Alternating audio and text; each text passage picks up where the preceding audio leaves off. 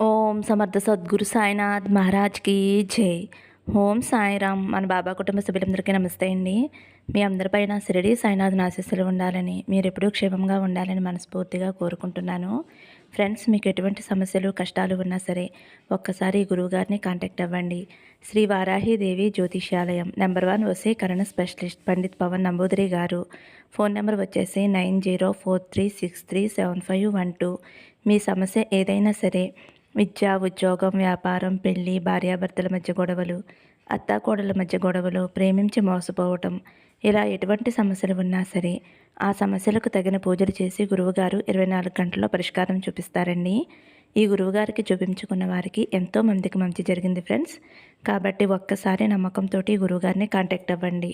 బాబాగారి సందేశం అండి. మన బాబాగారు ఏమంటున్నారంటే, తల్లి, నీ మనసులో ఉన్న వారిని తలుచుకుంటూ ఒక నెంబరు తాకు తల్లి. వారు నీ గురించి ఏమనుకుంటున్నారో తెలుసుకో అని అయితే మన బాబాగారు మనందరి కోసం మంచి సందేశం తీసుకొచ్చారండి. థంబ్నెయిల్ చూశారు కదండి, 3 నెంబర్స్ ఉన్నాయి కదా. మీరైతే ఒక నెంబరు అనుకోండి. బాబాగారు ఏం చెప్పబోతున్నారు ఆయన మాటల్లోనే తెలుసుకోండి ఫ్రెండ్స్. చిన్న రిక్వెస్ట్ అండి, మన వీడియోస్కి అయితే ఒక చిన్న లైక్ ఇవ్వండి. ఫస్ట్ టైం చూసేవారైతే మన బాబా భక్తి ఛానల్ తప్పకుండా సబ్స్క్రైబ్ చేసుకోండి. ముందుగా అయితే ఫస్ట్ నెంబర్ తాకిన వారి గురించి అయితే మన బాబాగారు ఎలా చెబుతున్నారండి. తల్లి, నువ్వు ఎవరి గురించి అయితే ఆలోచిస్తున్నావో వారు నీ గురించి ఇలా అనుకుంటున్నారు. నువ్వు చాలా ఇబ్బందుల్లో ఉన్నావు అని, చాలా దుఃఖంలో ఉన్నావు అని, ఏదో ఒక విషయం కోసం ఎదురు చూస్తున్నావు అని, పనులు జరుగుతున్నా సరే నువ్వు వారికి బాధగా దుఃఖంగా కనిపిస్తున్నావమ్మా. నువ్వు ఆ వ్యక్తి కోసం ఎంతగానో ఆలోచిస్తున్నావమ్మా.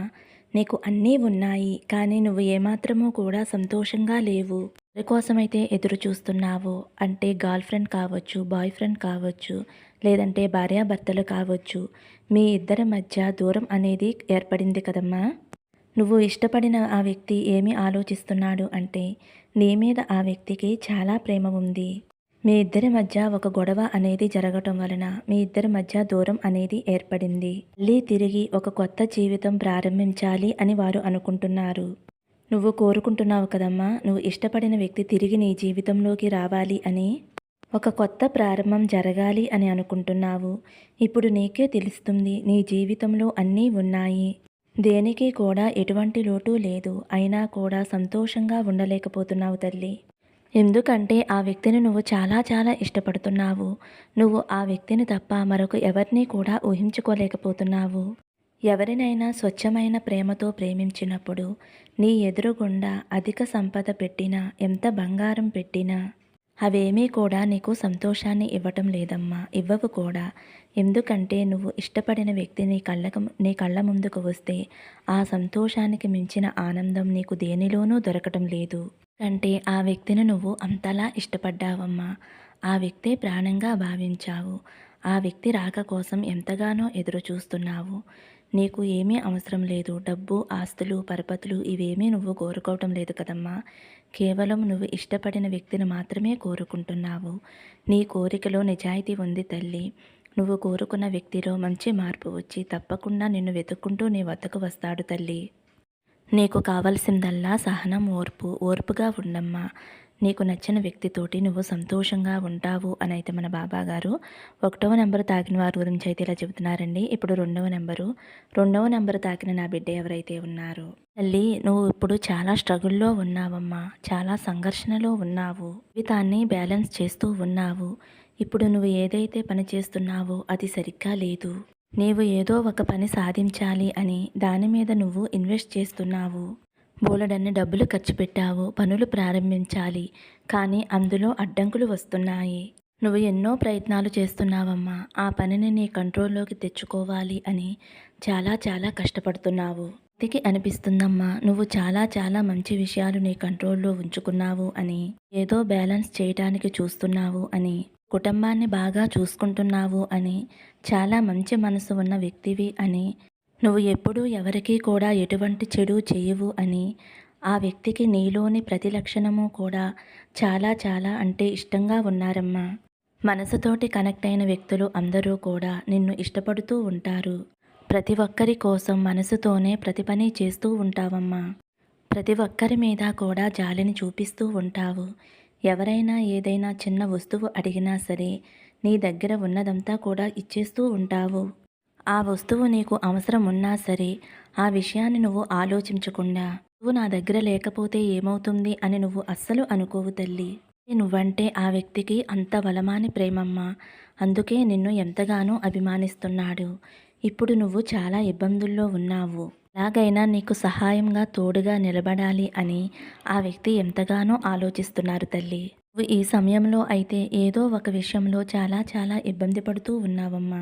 ఇబ్బందులు ఎలాగైనా తొలగించాలి అని ఆ వ్యక్తి ఎంతగానో ఆశపడుతున్నాడమ్మా. నీకు సహాయంగా తోడుగా నిలబడాలి అని, జీవితాంతం నీ పక్కనే ఉండాలి అని ఎంతగానో కోరుకుంటున్నాడు. ఇదంతా కూడా నీ మంచి మనసు వలనే తల్లి. నీకు అంతా మంచే జరుగుతుందమ్మా. నీ కష్టాలు తొలగి నువ్వు ఇష్టపడిన వ్యక్తితో సంతోషంగా ఉంటావు అని అయితే మన బాబాగారు రెండవ నెంబర్ తాకిన వారి గురించి అయితే ఇలా చెబుతున్నారండి. ఇప్పుడు మూడవ నెంబర్ తాకిన నా బిడ్డ ఎవరైతే ఉన్నారో, నువ్వు ఎవరి కోసమైతే ఆలోచిస్తున్నావో వారు ఇప్పుడు నీ గురించి ఏమనుకుంటున్నారో చెప్తాను విను తల్లి.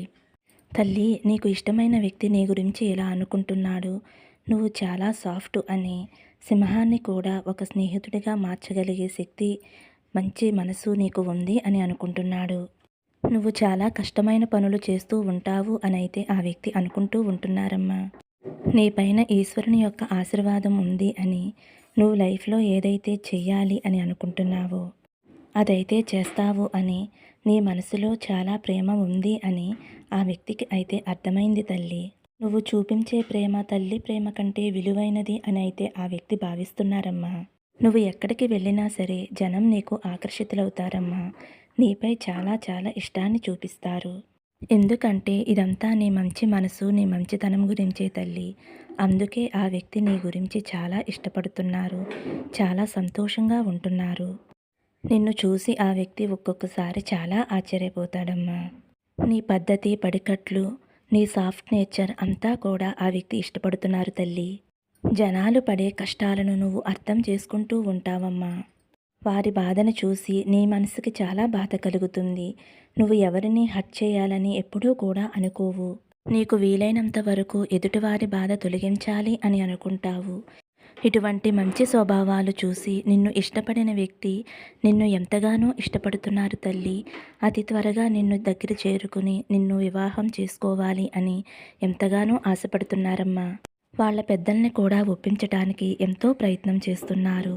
ఇక ఏమాత్రమో కూడా ఆలస్యం జరగకుండా త్వరగా నిన్ను వివాహం చేసుకుని నీతో జీవితాన్ని పంచుకోవాలి అని ఆ వ్యక్తి ఎంతో ఆశపడుతున్నారు తల్లి. ఇప్పుడైతే పెద్దల్ని ఒప్పించే ప్రయత్నంలోనే ఉన్నాడమ్మా. వాళ్ళు ఒప్పుకునేలా చేసే బాధ్యత అయితే నాది తల్లి. వారు మనసులు మారి నీ పెళ్ళికి ఒప్పుకునేలా చేస్తాను తల్లి. నీ బాబా తండ్రిని నేను ఉన్నాను కదమ్మా. నీ మంచి మనసుకి అంతా మంచే జరుగుతుంది. నువ్వు ఇష్టపడిన వ్యక్తితో వివాహం జరిగి ఆనందంగా సంతోషంగా ఉంటావు తల్లి.